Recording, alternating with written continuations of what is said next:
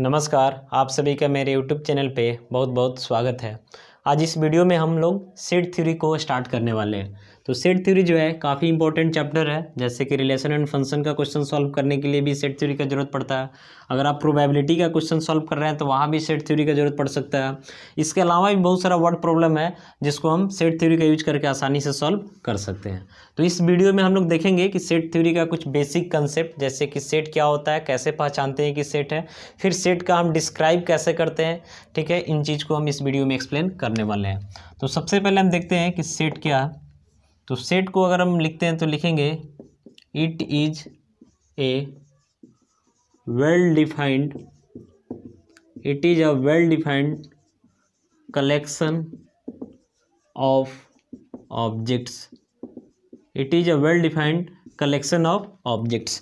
तो देखिए, ऑब्जेक्ट की बात कर रहे हैं तो मैथमेटिक्स में ऑब्जेक्ट का मतलब, यदि हम कोई नंबर लिख रहे हैं तो उसको भी हम यहाँ पे क्या मानते हैं, तो ऑब्जेक्ट मानते हैं। हम कोई लेटर लिख रहे हैं अल्फ़ाबेट का ABCD ऐसे, तो उसको भी हम यहाँ पे क्या मानते हैं, तो ऑब्जेक्ट मानते हैं। हम डे का नेम लिख रहे हैं, जैसे संडे, मंडे, ट्यूसडे, वो भी मैथमेटिक्स में ऑब्जेक्ट के लिए काम कर रहा है। हम किसी मंथ का नेम लिख रहे हैं, वो भी मेरे लिए किसका काम कर रहा है, तो ऑब्जेक्ट का काम कर रहा है। ठीक है, अब देखिए यहाँ पे जो लिखा हुआ है वेल डिफाइंड, तो इस वेल डिफाइंड का मतलब होता है, इस वेल डिफाइंड का मतलब होता है कि definition should not very. Definition should not very, very का मतलब होता है बदलना, यानी डिफिनीशन जो है जब नहीं बदले तो उसको हम क्या बोलेंगे, तो वेल डिफाइंड बोलेंगे। और डिफिनीशन जब बदल रहा है यानी वेरी कर रहा है तो फिर आपका वेल डिफाइंड नहीं होगा, यानी नॉट वेल डिफाइंड होगा। तो देखिए कैसे हम बता रहे हैं कि डिफिनीशन वेरी करेगा और कब जो है डिफिनीशन वेरी नहीं करेगा। यदि अगर आपसे हम पूछते हैं कि आप बताइए इंग्लिश में अल्फ़ाबेट कौन कौन है, तो आप क्या बोलेंगे, तो A E। अल्फ़ाबेट में भावल कौन कौन है, तो A E I O U बोलेंगे। ठीक है, अगर किसी और से भी इस क्वेश्चन को पूछा जाता तब भी वही बोलेगा कि हाँ यहीं से भावल्स है इंग्लिश में, या फिर हम बोलते हैं तब भी यही बोलेंगे। किसी से आप पूछते हैं तो क्या इसके अलावा कोई दूसरा आंसर देगा कि सेम देगा, तो सेम आंसर देगा, यानी यहाँ पे बोलेंगे कि डिफिनीशन जो है वेरी नहीं कर रहा। ठीक है, यदि आप किसी से पूछते हैं कि बताइए कि the collection of natural number less than 6, तो 6 से छोटा नेचुरल नंबर कौन कौन होगा, तो 1 2 3 4 5। इस क्वेश्चन को आप किसी से भी पूछेंगे तो आंसर यही मिलेगा, यानी इस आंसर में कोई वेरी नहीं करेगा। फिर अगर आप किसी से पूछना चाहते हैं कि the collection of whole number between 5 and 10, यानी 5 और 10 के बीच में होल नंबर बताना है, तो क्या होगा, तो 6 होगा, 7 होगा, 8 होगा, 9 होगा। इस क्वेश्चन को आप किसी से भी पूछेंगे तो आंसर सबका क्या होगा, तो सेम होगा। तो ये तीनों का तीनों जो दिख रहा है क्या हो रहा है, तो ये वेरी नहीं कर रहा है, यानी पर्सन टू पर्सन वेरी नहीं करेगा, सबका आंसर सेम होगा। बट हम पूछते हैं कि बताइए कि इस क्लास में नंबर ऑफ टैलेंटेड स्टूडेंट्स, तो नंबर ऑफ टैलेंटेड स्टूडेंट का बात कर रहे हैं तो सारे टीचर के अनुसार नंबर ऑफ टैलेंटेड स्टूडेंट अलग अलग हो सकता है। जैसे मान लेते हैं हम किसी और को टैलेंट मानते हैं, किसी दूसरे टीचर आएंगे तो उनको लगेगा कि नहीं ये मेरे सब्जेक्ट में ठीक नहीं है, यानी टैलेंट नहीं है।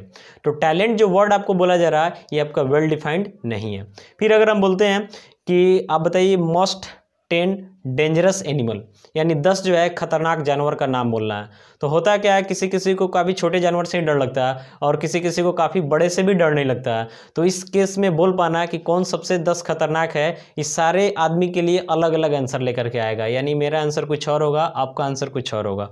तो जिस क्वेश्चन का आंसर पूछा जाए अगर सबका सहमति एक ही जैसा हो तो उसको बोलेंगे कि वेरी नहीं कर रहा है, यानी कि वेल डिफाइंड है। जिस क्वेश्चन को पूछने के बाद person to person answer different आता हो उस चीज़ को हम क्या बोलेंगे, कि वेरी कर रहा है, तो वेरी करने का मतलब कि वेल डिफाइंड नहीं है। तो आपको ध्यान रखना है कि सेट में हमेशा ही जो वेल डिफाइंड कलेक्शन होगा ऑब्जेक्ट का उसी को हम सेट बोलेंगे, जो वेल डिफाइंड नहीं है उसको हम कभी भी सेट नहीं बोलेंगे। तो इस चीज़ को आप समझ गए।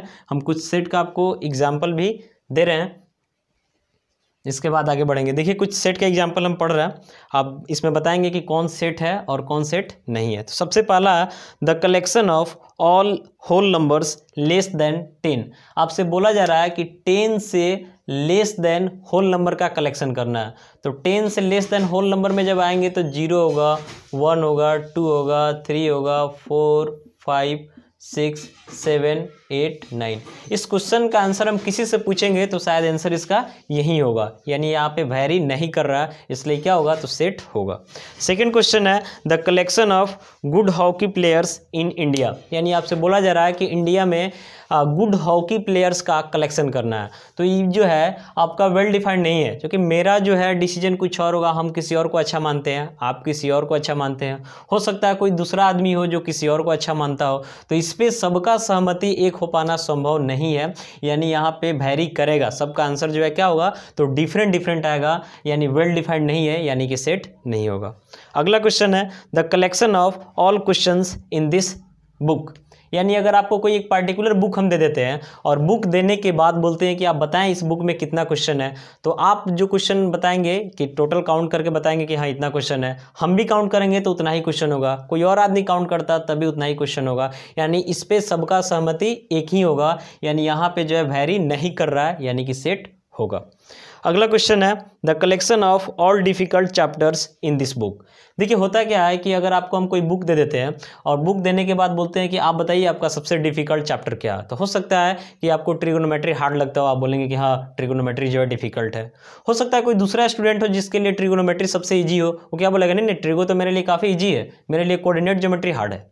तो होता क्या है कि इजी और हार्ड जो है, इजी और हार्ड इसका कोई मैग्नीट्यूड नहीं होता कि हम माप करके बता देंगे कि हाँ इजी है हार्ड है, ये पर्सन टू पर्सन वैरी कर सकता है, यानी किसी को हो सकता है जो चीज़ इजी लगता है ये आपको हार्ड लगता है, या फिर आपको इजी लगता है और उसको क्या लगता है तो हार्ड लगता है, यानी इजी और हार्ड जो है इस चीज़ को बोलना ये आपका वेल डिफाइंड नहीं है, यानी यहाँ भी सेट नहीं बनेगा। अगला क्वेश्चन है कि एक collection of Hindi novels written by Munshi Premchand, यानी मुंशी प्रेमचंद्र जो है एक राइटर है, तो बोला जा रहा है कि मुंशी प्रेमचंद्र के द्वारा जो भी हिंदी में नोवेल लिखा गया उसका जो कलेक्शन है तो सेट होगा कि नहीं। तो देखिए मुंशी प्रेमचंद्र जितने भी नोवेल को लिखा इससे मतलब नहीं है, मान लेते 100 लिखो 1000 लिखो कोई दिक्कत नहीं है, काउंट तो कर सकते हैं ना, डाटा बड़ा आ रहा छोटा आ रहा इससे मतलब नहीं है, मतलब इससे है कि पॉसिबल है कि नहीं टोटल को निकाल पाना, तो यहाँ पे पॉसिबल है, यानी मुंशी प्रेमचंद्र जो है कितने नोवेल को लिखे हैं इसको हम काउंट कर सकते हैं, भले कठिनाई होगा लेकिन निकाला जा सकता है, यानी यहाँ भी सेट बनेगा। इसके बाद है एक और क्वेश्चन कि a team of 11 best cricket players of India, अगर आपसे बोला जाता है कि इंडिया में आप 11 बेस्ट क्रिकेट प्लेयर का एक सिलेक्शन कीजिए, तो क्या होगा आपके अनुसार, आप किसी और को अच्छा मानते हैं, आप कुछ और कलेक्शन करके देंगे, हो सकता है हमको मिले तो मेरा कलेक्शन कुछ और हो, किसी दूसरे आदमी को देते हैं तो उसका कलेक्शन कुछ और हो, यानी हर आदमी का नज़रिया जो होता है अलग अलग होता है, सब आदमी अपने अनुसार सोचता है कि मेरे लिए कौन अच्छा है कौन बुरा है, और हर आदमी अलग अलग कलेक्शन करके देगा, तो यहाँ भी जो मिलेगा ये आपका वैरी करेगा, तो वैरी कर रहा है यानी वेल डिफाइंड नहीं है, यानी यहाँ भी सेट नहीं बनेगा। एक क्वेश्चन और है the collection of all rich persons of India.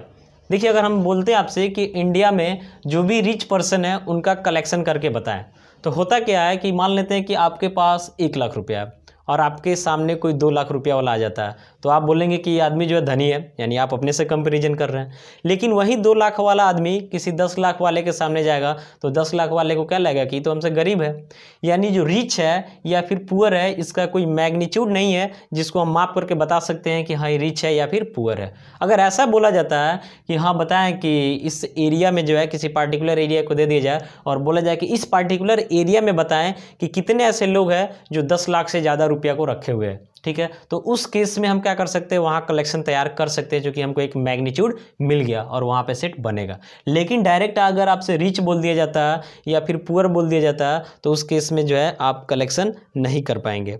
फिर अगर आपसे बोला जाता है the collection of all interesting books, अगर आपसे बोला जाता है कि इंटरेस्टिंग बुक्स है, नहीं आपको कोई लाइब्रेरी में ले गए और वहाँ पे बोल दिया बताइए इसमें कितना इंटरेस्टिंग बुक है इसका कलेक्शन करके दिखाइए, तो हो सकता है कि आप गए तो आपको फिजिक्स अच्छा लगे, मैथ अच्छा लगे, केमिस्ट्री अच्छा लगे, बायो अच्छा लगे, हो सकता है कोई दूसरा आदमी गया तो उसको ये सब बुक जो है पसंद में नहीं है, उसको किसी कंप्यूटर का बुक अच्छा लगने लगा, हो सकता है उसको सोशल साइंस का बुक अच्छा लगने लगा, हो सकता है उसको संस्कृत का बुक अच्छा लगने लगा।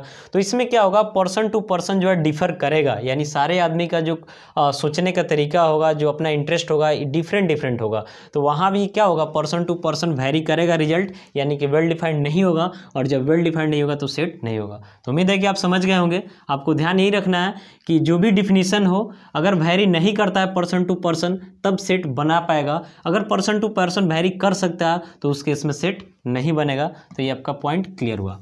अब देखिए किसी सेट में जो उसका एलिमेंट आता है, जैसे मान लेते हैं हम लिख रहे हैं थोड़ा देर के लिए कि the set of natural number less than 6 बोल रहे हैं, ठीक है। तो ये तो आपका सेट बनेगा। तो इसको लिखते कैसे हैं, तो ये ब्रैसेजेस डालते हैं, यहाँ पे लिखते हैं 1 2 3 4 5। अभी हम आपको क्या बोल रहे हैं कि नेचुरल नंबर का सेट लेना है जो 6 से क्या हो तो लेस हो, तो 6 से लेस में यही सब मिलेगा।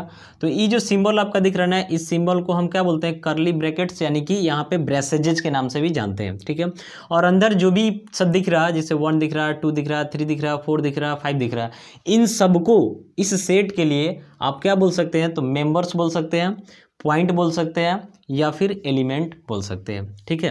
यानी सेट के अंदर जो जो उसका पार्ट आ रहा है, जैसे जो जो दिख रहा है, इन सब चीज़ को हम या तो पॉइंट बोल सकते हैं, ठीक है, या फिर क्या बोल सकते हैं, तो मेंबर्स बोल सकते हैं, या फिर क्या बोल सकते हैं, तो एलिमेंट्स बोल सकते हैं, ठीक है।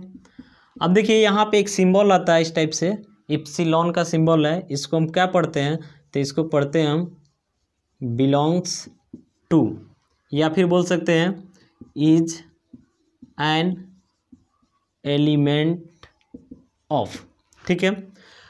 अगर हम ऐसा लिख करके क्रॉस कर देते हैं तो इसको पढ़ेंगे हम डज नॉट बिलोंग टू, या फिर पढ़ेंगे is not an element of, जो भी सेट हो उसको लिख देंगे। तो इस सिंबल को ध्यान रखना है कि बिलोंग्स टू है, इस सिंबल क्या है तो डज नॉट बिलोंग्स टू है। देख रहे हैं कि यहाँ जो सेट आपका दिख रहा है इसमें एलिमेंट कौन कौन है, तो 1 है, 2 है, 3 है, 4 है, 5 है। तो देख रहे हैं कि 1 जो है इस सेट में है, तो क्या लिखेंगे यहाँ पे, तो लिखेंगे 1 बिलोंग्स टू ए। 5 भी इस सेट में है तो क्या लिखेंगे, तो 5 बिलोंग्स टू ए। इसको क्या पढ़ेंगे, तो 5 बिलोंग्स टू ए, या फिर पढ़ सकते हैं 5 is an element of set ए, ठीक है। अब देख रहे हैं कि यहाँ पे कहीं भी 10 अवेलेबल नहीं है तो क्या लिखेंगे, 10 डज नॉट बिलोंग्स टू ए, यानी 10 जो है इस सेट ए का एलिमेंट नहीं है, ठीक है। तो इस सिंबल का क्या मतलब होता है आप समझ गए। अब देखते हैं आगे कि हम किसी सेट को डिस्क्राइब कैसे करते हैं, यानी कैसे लिखते हैं किसी सेट को। तो किसी भी सेट को डिस्क्राइब करने का 2 तरीका होता है। सबसे पहला जो तरीका है उसको हम बोलते हैं रोस्टर फॉर्म। सबसे पहला इसको क्या बोलते हैं, इसको बोलते हैं हम रोस्टर फॉर्म, या फिर टेबुलेशन मेथड, ठीक है। पहले इसको क्लियर करते हैं। पहला जो है रोस्टर फॉर्म, या फिर इसको क्या बोलते हैं हम, तो टेबुलेशन मेथड बोलते हैं। इसमें क्या होता है कि इसमें आप जब भी किसी सेट को लिख रहे हैं तो सेट को लिखने के लिए ब्रेसेज का यूज़ किया जाता है, और उस ब्रेसेज के अंदर जो भी एलिमेंट है उसको हम कोमा के साथ लिखते हैं। एक चीज़ और भी आपको ध्यान रखना है कि सेट का जो डिनोट हम करते हैं ये ऑलवेज कैपिटल लेटर से डिनोट करते हैं, चाहे कोई भी सेट हो, यानी लिखेंगे sets are always denoted by capital letters. जैसे कि कैपिटल लेटर में आपको मान लेते हैं ए हो गया, बी हो गया, सी हो गया, डी हो गया, ई हो गया, एंड सो ऑन। इन सब कैपिटल लेटर से हम किसी सेट को डिनोट कर सकते हैं। तो इसमें क्या करना है, जैसे यहाँ पे हम लिख रहे हैं, देखिए लिख रहे हैं a the collection of vowels in English alphabet, ठीक है। जैसे एक सेट लिख रहे हैं कि the collection of vowels in English alphabet. अब इस चीज़ को जब हम लिखेंगे रोस्टर फॉर्म में तो क्या लिखेंगे, ए इक्वल टू, सबसे पहले हम ब्रेसेजेस का सहारा लेंगे। अब हमको पता है कि वॉवेल्स में कौन कौन होगा, तो ए कोमा फिर डालना है, ई फिर कोमा, आई ओ यू, इसमें कहीं एंड वगैरह नहीं लगाना है, टोटल कोमा के साथ ही लिखना है। तो इसकी फॉर्म में आ गया आपका, तो रोस्टर फॉर्म में आ गया, यानी इसको हम टेबुलेशन मेथड भी बोल सकते हैं। और भी एग्जांपल हम इसको दे रहे हैं, पहले आप थोड़ा सा दूसरा फॉर्म के बारे में भी जान लेते हैं। तो दूसरा फॉर्म जो होता है इसको हम बोलते हैं सेट बिल्डर फॉर्म, या फिर इसको आप बोल सकते हैं रूल मेथड। देखिए इसमें क्या होता है कि सेट बिल्डर फॉर्म का मतलब हुआ कि जो सेट को बिल्डअप करता है यानी कि बनाता है, उस फॉर्मेट में आपको लिखना है। इसका दूसरा नेम है रूल मेथड। रूल मेथड का मतलब जिसमें एक रूल के तहत लिखा जाता हो। जैसे देखिए यहाँ पे समझा रहे हैं कि लिख रहे हैं x such that x has properties P, x such that x has properties P, यानी इसमें क्या करना है कि जो भी सेट दिया हुआ उस सेट को एक प्रॉपर्टीज के बेसिस पे लिखा जाता है। जैसे एक एग्जांपल हम आपको दे रहे हैं कि पी इक्वल टू एक सेट है जिसका एलिमेंट है 1 4 9 16 25 36। अब बोला जाता है कि इस सेट को आप लिखे किस फॉर्म में, तो सेट बिल्डर फॉर्म में। तो क्या होगा, सबसे पहले आपको इसमें ढूंढना होगा कि कौन सा प्रॉपर्टी इसमें मैच कर रहा है, ठीक है, यानी एक पैटर्न आपको इसमें पता करना होगा। तो देख रहे हैं 1 4 9 ऐसे करके जा रहा है, तो 1 का स्क्वायर है, 2 का स्क्वायर है, 3 का स्क्वायर है, 4 का स्क्वायर, 5 का स्क्वायर, 6 का स्क्वायर। तो यहाँ पे हम क्या लिखेंगे, तो लिखेंगे X P equal to X, इसको पढ़ते हैं such that X equal to, देख रहे हैं ना नंबर स्क्वायर में बढ़ रहा है तो क्या लिख देंगे, यहाँ पे लिख देंगे एन स्क्वायर। एन यहाँ पे कैसा नंबर है, तो नेचुरल नंबर है, और साथ साथ एन का जो वैल्यू है कहाँ से स्टार्ट हो रहा है, तो 1 से, और जा कहाँ तक रहा, तो 6 तक। तो लिखेंगे 1 से ग्रेटर और इक्वल होगा एन, बट 6 और 6 से क्या होगा, तो लेस होगा। तो देख रहे हैं कि एक प्रॉपर्टी हमको मिला कि X equal to N square. N के लिए बोल दिया गया कि नेचुरल नंबर है, एन कहाँ से स्टार्ट होगा, तो 1 से, और जाएगा कहाँ तक, तो 6 तक। तो जब 1 लेंगे तो 1 स्क्वायर ये आ जाएगा, 2 लेंगे तो 2 स्क्वायर 4, 3 लेंगे तो 3 स्क्वायर 9, 4 लेंगे तो 4 स्क्वायर 16, ऐसे ही 5 से आ जाएगा, 6 से ये आ जाएगा। तो यहाँ पे जो देख रहे हैं ये आपका किस फॉर्मेट में है, तो ये आपका जो है रोस्टर फॉर्म में है, और यहाँ जो दिख रहा है किस फॉर्म में है, तो यहाँ सेट बिल्डर फॉर्म में है। तो इस पर हम कुछ एग्जाम्पल और भी देते हैं ताकि आपका कंसेप्ट जो है सही से क्लियर हो जाए।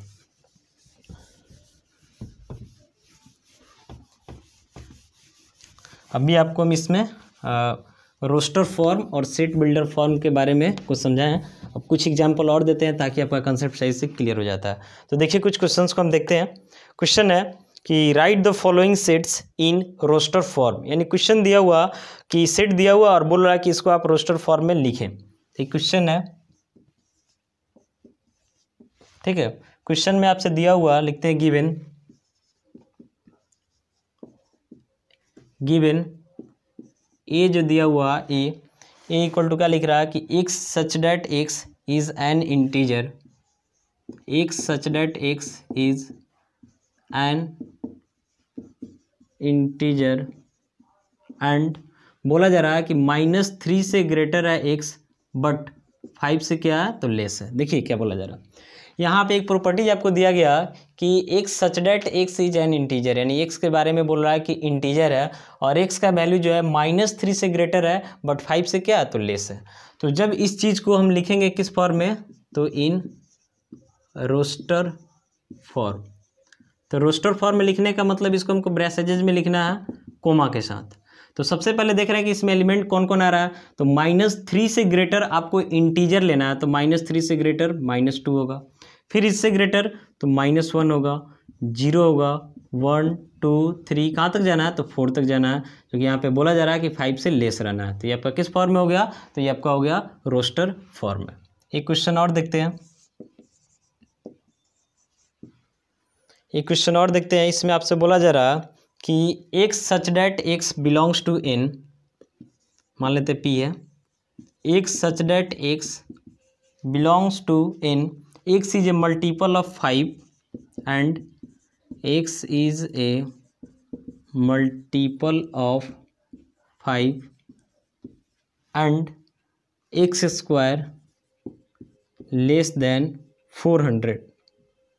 देखिए क्या बोल रहा है कि आई x such that x belongs to N, यानी एक्स जो है कैसा नंबर है, तो नेचुरल नंबर है, ठीक है। और फिर आगे बोल रहा है कि x is a multiple of 5, यानी एक्स जो है किसका मल्टीपल है, तो 5 का मल्टीपल है, and x square less then 100, यानी एक्स आपको लेना है तो 5 के मल्टीपल में भी ध्यान रखना है, और ये भी देखना है कि अगर उसका हम स्क्वायर कर देते हैं तो क्या होना चाहिए, तो 400 से लेस होना चाहिए।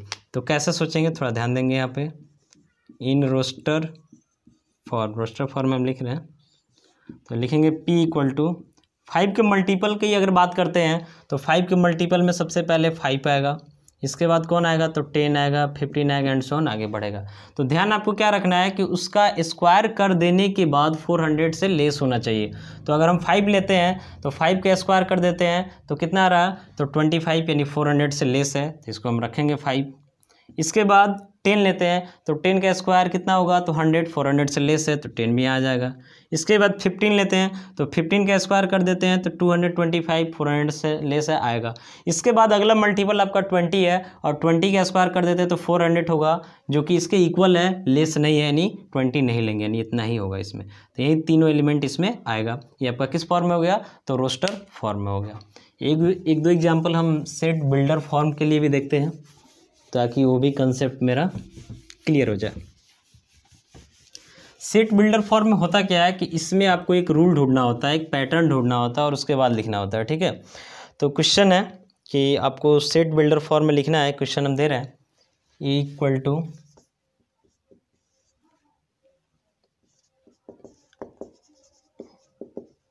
गिवन इक्वल टू है 1/4, 1/9, 1/16, 1/25। यहाँ पे आपको लिखना किस में है, तो लिखना है इन सेट बिल्डर फॉर्म। तो सेट बिल्डर फॉर्म का मतलब इससे हमको एक पैटर्न ढूंढना होता है और उसी पैटर्न के बेसिस पे एक रूल लिखना होता है। तो लिखेंगे ए इक्वल टू, थोड़ा सा यहाँ पे सोचिए, ये 1 है, ये 1/4 है, 1/9, 1/16, 1/25। तो 1 को हम 1/1 समझ सकते हैं, ठीक है। तो यहाँ पे देखिए, तो इस 1/1 लिखेंगे, यानी 1/1 का स्क्वायर लिख सकते हैं, comma 1/2 square, 1/3 square, 1/4 square, comma करके 1/5 स्क्वायर। इसी पैटर्न पे ना चल रहा है। तो यहाँ पे हम क्या लिखेंगे, सबसे पहले लिखेंगे x such that x equal हो जाएगा 1/, वेरी कौन कर रहा है, तो ये देखिए 1 2 3 ऐसे कर रहा है। तो यहाँ पे क्या करेंगे, तो n स्क्वायर कर देंगे, ठीक है।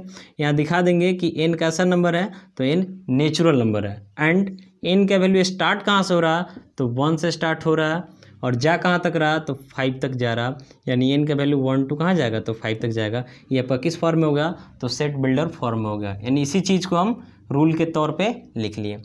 एक एग्जांपल और दिखाते हैं आपको, देखिए। जैसे मान लेते हैं कि एक सेट हम लेते हैं बी, ठीक है, बी लेते हैं जिसका एलिमेंट जो है 2 4 6 8 10 12 14 16 18 20 ऐसे करके, ठीक है। इसको हमको लिखना है किस फॉर्म में, तो इसको लिखना है इन सेट बिल्डर फॉर्म। तो सबसे पहले देख रहे हैं 2 के मल्टीपल में है कि नहीं, 2 1 जा 2, 2 2 जा 4, 2 3 जा 6, 2 4 जा 8 ऐसे करके कंटिन्यू कर रहा, सब 2 का मल्टीपल दिख रहा। तो क्या लिखेंगे, तो लिखेंगे यहाँ से b equal to x such that x equal to 2 के मल्टीपल में है, तो क्या लिखेंगे, तो 2n लिखेंगे। अब यहाँ पे दिखा देंगे कि 2 के मल्टीपल में है तो n आपका नेचुरल नंबर ही होगा। स्टार्ट कहाँ से कर रहा है, चूँकि मल्टीपल तो कोई लिमिट होता नहीं है, ऐसा थोड़ी कहीं तक होगा, आगे भी हो सकता है। तो स्टार्ट कहाँ से हो रहा है, तो 2 1 जा 2, यानी 1 से n का वैल्यू स्टार्ट हो रहा है। कहाँ से स्टार्ट हो रहा है, तो 1 से, और जा कहाँ तक रहा है, तो 10 तक, यानी 2 10 जा 20, तो 10 तक जा रहा।